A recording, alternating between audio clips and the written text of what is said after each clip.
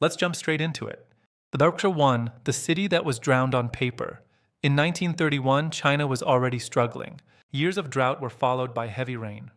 Rivers swelled, reservoirs filled faster than expected. Engineers warned that existing flood controls weren't designed for this much water at once. Officials kept reassuring the public the dams would hold, the levees were sufficient, there was no reason to panic. Then the Yellow River and Yangtze River overflowed simultaneously. Floodwaters erased entire towns in hours. Wooden houses collapsed immediately. Brick buildings followed. People climbed trees, rooftops, anything above the waterline. Many drowned where they stood. Others survived the flood and died afterward.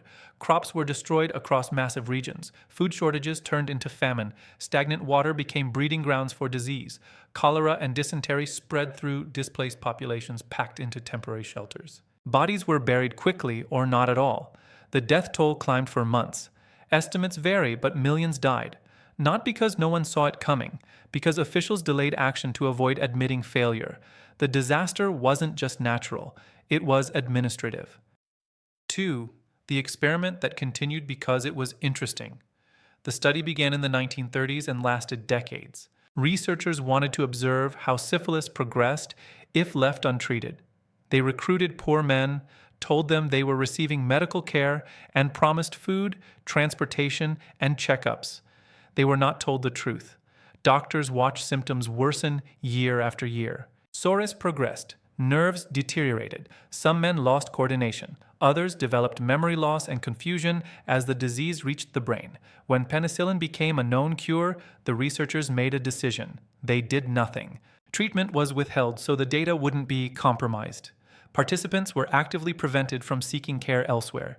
Medical records were altered to keep the study intact. Men died believing they were being helped. The study only ended when journalists exposed it. By then, wives had been infected. Children were born with congenital disease. The damage extended beyond the original subjects. The researchers defended themselves calmly. The data was valuable. That was the point. Over 3, the factory that locked the doors. The building was modern. The work was fast. The exits were locked. Factory owners were worried about theft and breaks, so doors were bolted during shifts. Fire escapes were thin and poorly attached. Safety inspections were ignored or delayed. Then a fire started. Fabric ignited quickly. Smoke filled the upper floors in minutes. Workers ran for exits that didn't open. Some crowded stairwells until they jammed completely. Others climbed onto windowsills. Firefighters arrived quickly. Their ladders didn't reach high enough. People jumped. Those who stayed inside died from smoke or flames. Those who jumped died on the pavement below. Investigators later found that warnings had been issued repeatedly. Owners had chosen productivity over safety every time. The laws changed afterward. They always do. Amr 4, the medical cure that looked violent but was standard. For centuries, doctors believed illness needed to be forced out of the body.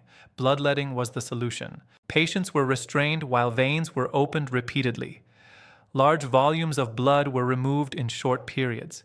Weakness, fainting, and shock were treated as signs the treatment was working. Some patients survived the illness. Many didn't survive the treatment. Doctors recorded improvement selectively.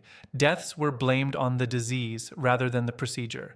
The practice continued because it looked active, it looked decisive, and it fit existing theory. By the time medicine moved on, bloodletting had already killed more people than many diseases it was meant to cure. The mistake wasn't ignorance. It was confidence. 5. The evacuation that never came. The reactor was unstable. The readings were wrong. The response was slow. When the explosion occurred, officials hesitated to alarm the public. Radiation monitors spiked, then failed. Firefighters were sent in without protective gear. They touched radioactive debris with bare hands. Nearby residents were told nothing.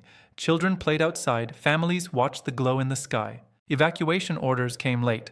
By the time people left, exposure had already occurred. Radiation sickness developed over days. Burns appeared without fire. Organs failed quietly. Authorities downplayed the severity.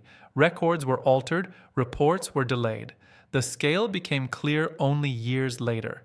The delay wasn't technical. It was political. That's enough history for one video.